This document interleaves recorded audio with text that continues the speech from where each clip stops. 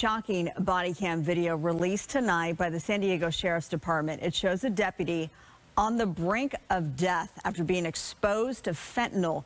The deputy saved by his partner, who was equipped with the life-saving medicine known as Narcan. We do want to warn you, what you're about to see is difficult to watch. I'm not gonna let you die. I need Narcan!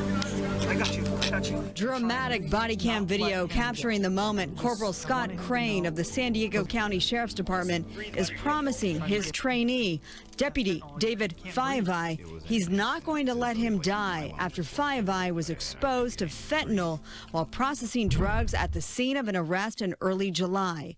That discovery caught on Five Eye's own body cam just minutes earlier. Yeah, it's a powder. Could be cocaine or fentanyl. It tested positive for fentanyl. The synthetic opioid is 50 times more potent than heroin, and exposure to just a few small grains can have deadly consequences.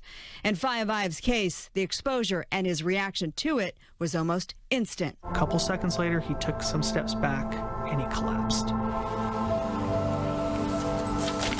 I ran over to him and I grabbed him and he was ODing. Corporal Crane was equipped with the nasal spray Narcan, a prescription medicine that rapidly reverses the effects of an overdose. Still, Five Eye needed more. Here he is, in his own words, still emotional. My lungs just locked up. I couldn't breathe. I was trying to gasp for breath, but I couldn't breathe at all. Five Eye, you okay? Talk to me. Oh, no. Don't be sorry. You're okay. Don't be sorry. There's nothing to be sorry about. I got you, okay? I'm not going to let you die. Deputy Five Eye taken by ambulance, overdosing again and again on his way to the hospital. But without his partner and that Narcan, he knows he would have been just another statistic in this country's deadly drug overdose epidemic. I'm Deputy David Five Eye, and I almost died of a fentanyl overdose. I am your host Xavier, and you are watching Final Day Alive Stories. Subscribe to my channel for a constant flow of great content. Like the video and drop a comment down below. It really helps out my channel with the algorithm. From 1939 to 1945, 418,500 United States military and civilian Americans were killed during World War II. From 1954 to 1975, 58,220 United States military members were killed during the Vietnam War. In the Iraq and Afghanistan Wars, 7,059 military service members were killed in war operations, and 30,177 military veterans committed suicide. More than 932,000 Americans have died since 1999 from a drug overdose. In 2020, 91,799 drug overdose deaths occurred in the United States. Opioids, mainly synthetic opioids, are currently the main driver of drug overdose deaths. 82% of opioid drug overdoses deaths involved synthetic opioids like fentanyl and carfentanil. Opioids were involved in 68,630 overdose deaths in 2020. That's 74% of all overdose deaths in 2020. Drug overdoses have killed more Americans than World War II, Vietnam, Iraq, and Afghanistan combined. 418,500 plus, 58,220 plus, 7,059 plus, 30,177 equals 513,936 U.S. service members dead from all those three wars combined, including the suicides of Iraq and Afghanistan service members, veterans. Drug overdoses in the United States have killed 932,000 Americans since 1999. Just think about that for a minute. Drugs seem to be the real threat to the USA, especially the synthetic opioids. They need to be banned. Like, comment, subscribe. Final Day Live Stories. I'm your host Xavier. I research this content. I try to bring it in a very great, direct fashion where I also overlay clips and pictures and try to keep your mind occupied, not just the story, but also visuals, very aesthetic. Thank you for watching. Like, comment, subscribe. Final Day Live Stories. 911 What do you need, police, fire, or medical? So I have 3 people that are, apparently they seem to be passed out drunk, not waking up in my parking lot. Like 2 of them are on the ground. 11:30 on a Saturday night. Deputies are called to help 2 men and a woman, all unresponsive. When I pulled into the gas station, it's very well lit. You could tell right away that there was something different about this one. Yo, bro, wake up. You're smacking at them, you're screaming, you're shaking stuff around, moving things, and they're not doing anything. In the back of your mind, you're like, well, what is this? What else is going on? At this gas station on Redbug Lake Road, hey! The normal measures deputies take to wake people up aren't working. Now at this time, we're realizing we have probably an overdose, a triple overdose at that. And I've never responded to one where there's 3 people and they're laid out completely unresponsive, turning blue, the colors leaving their faces. It's scary. Got green arcade deployment. Since November 2016, each SCSO deputy has carried with them Narcan, a powerful opioid inhibitor sprayed up the nostril that has brought dozens of people who are overdosing back from the brink of dying. Typically, when we administer the Narcan, you get that deep breath.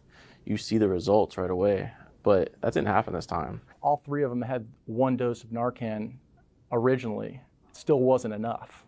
You know, they needed more treatment. Come on, bud. Come on. There you go. Wake up. Wake up. Seminole County fire personnel arrived with more Narcan. Each person ended up needing multiple doses. You see anything else in the car, LT? And now that deputies have custody of this pickup, they have to determine what caused all this. After these subjects are transported to the hospital, we're still left with the vehicle and that possibly hazardous material that's inside. We don't know what it is or where it is. I was nervous. I will say that. To protect her from coming into contact with this dangerous substance, Deputy Caitlin Henry put on protective gloves and a gas mask. There were 2 people standing by that could take care of me if something were to happen. And finally, Henry discovers this small baggie. She later asked the female who overdosed what it was. Then I said, can you be candid with me? What did you think you were taking?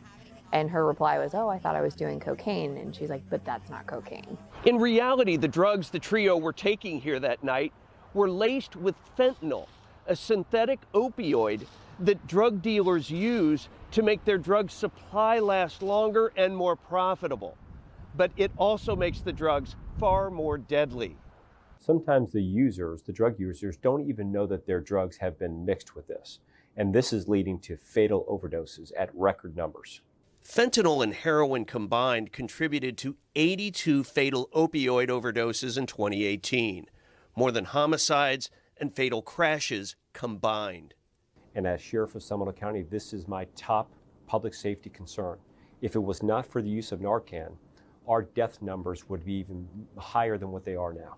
At the end of the day, they're still someone's, daughter, son, brother, sister, something like that. So, we're going to do everything we can do to help them and let them see another day.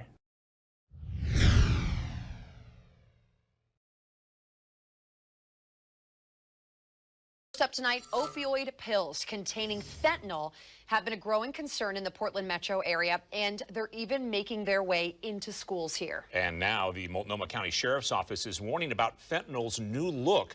It's now appearing in our area. Fox 12's Paulina Aguilar has more on how it could make the drug more attractive to teens and younger children.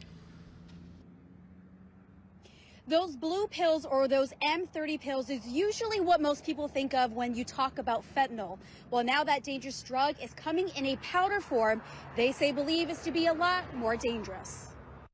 This is what Multnomah County deputies found in a home in northeast Portland. 80 blue pills of fentanyl. But they also discovered a new form of fentanyl, something they're calling rainbow fentanyl. Here is what the white powder looks like, and here it is in multiple colors. The various colors don't mean anything specific. It's just the dye used to color it. And the powder could expand in the air, and you could inhale that or ingest that. It could cause an overdose. The blue powder is believed to be more dangerous and more potent than the pills. And the colors make it more attractive to kids. My worry is that kids are going to be affected more so than your users that we deal with on the street, because if this shows up at a party or some other places that they're not familiar with what they're dealing with, it could have deadly consequences. Back in March, 2 teenagers died after overdosing on fentanyl-laced pills. It led to Beaverton School District to send awareness to families along with a video and allowed parents like Susanna Lee to have a conversation with her 16-year-old son. He's very open with me. He's also kind of a kid who's timid about those things. He's scared, and he doesn't want to experiment anything. But when I mentioned rainbow fentanyl to Susanna, she hadn't heard of it. Oh my gosh. That looks like chalk. That's just scary. That is terrible. Multnomah County Behavioral Health say it's not uncommon for a drug to change its form over time, but it only takes 2 milligrams to cause a fatal overdose. With the new school year, kids are going to definitely be more attracted to that than the blue pill. Let's shut this down as soon as we can. You know, I don't think we should take this lightly. Susanna and another parent I spoke to off camera say that the video that they received from Beaverton School District helped open doors and start conversation with their kids, and they recommend parents to give it a try. Reporting in Beaverton, Pauline Aguilar, Fox 12 Oregon. A deadly combination of heroin and animal tranquilizer is killing people in the tri-state. More than 3,000 people died in the state last year from accidental overdoses. It's called Carfentanil, and in the U.S., people are dying and overdosing from the toxic opioid, including this now infamous photo of a man and woman in Ohio passed out in their car with the woman's 4-year-old grandson in the backseat. Police suspect the heroin was laced with carfentanil. When we describe this as a superhuman drug, it's not to attract people to it. It's because it's literally what it is, where micrograms of a dosage of these opioids can kill and have killed. Dr. Virani says that while addicts might live in fear that the next hit may be their last, it's not enough to curb their addiction. There's a demand that's driving this opioid crisis, and organized crime is meeting that demand with more and more toxic opioids because they're easier to traffic. Police say carfentanil is likely manufactured in China and shipped to drug traffickers in Mexico. And with a click of a button, you can buy it online too. In Winnipeg last week, police seized about 1,500 blotter tabs that they believe contain carfentanil. In June, Canadian border officials intercepted a package in Vancouver containing 1 kilogram of carfentanil. But Dr. Virani believes carfentanil may already have slipped through borders and onto Canadian streets. Typically, when the police seize something, it's not the first shipment that's tried to make its way across a border.